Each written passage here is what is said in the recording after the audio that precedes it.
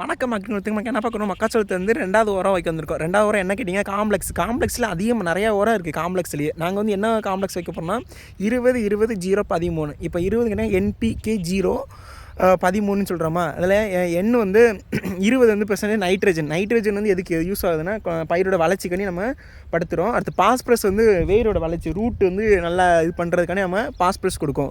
Potassium அதில் கிடையாது, 0% potassium. அடுத்து 13% சல்ஃபர்னு சொல்லுவாங்க. சல்ஃபர் வந்து என்ன வேலை பார்க்குதுன்னா லீஃப் வந்து லைட் எல்லோ கலரில் இருக்கும். இந்த லீஃப் வந்து லைட்டாக அது வந்து நல்லா டார்க் க்ரீன் கலராகவே மாற்றும். அந்த சல்ஃபர் வேலை வந்து அந்த சல்ஃபர் வந்து அந்த வேலை பார்க்கும்.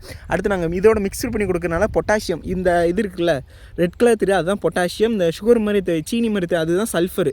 இப்போ பொட்டாசியம் வந்து தனியாக ஒரு மூட்டையே இருக்குது. பொட்டாசியத்துக்கு தனியாக ஒரு இதே இருக்குது. அதில் வந்து 60% பொட்டாசியம் கலந்துருக்கு. அந்த பொட்டாசியம் என்ன பார்க்குன்னு கேட்டிங்கன்னா ட்ரோட்டன் டாலிரன்ஸ்னு சொல்லுவாங்க. எதுக்காண்டி சொல்கிறாங்கன்னா பயிரோட வளர்ச்சி வந்து நல்லா தாங்கி வளரக்கூடிய எந்த நோயும் அதை அஃபெக்ட் பண்ணாது, அதுக்காண்டி நல்லா கொடுக்கும். ப்ளஸ் வந்து இன்னொரு வேலையும் பார்க்கும். இப்போ நம்ம காய் பிடிக்கிற சமயம் வந்துச்சுல, இந்த காய் பிடிக்கிற நேரத்தில் வந்து காய் கொஞ்சம் வந்ததுக்கப்புறம் மக்காச்சோளத்து மாவு சொத்துன்னு சொல்லுவாங்க.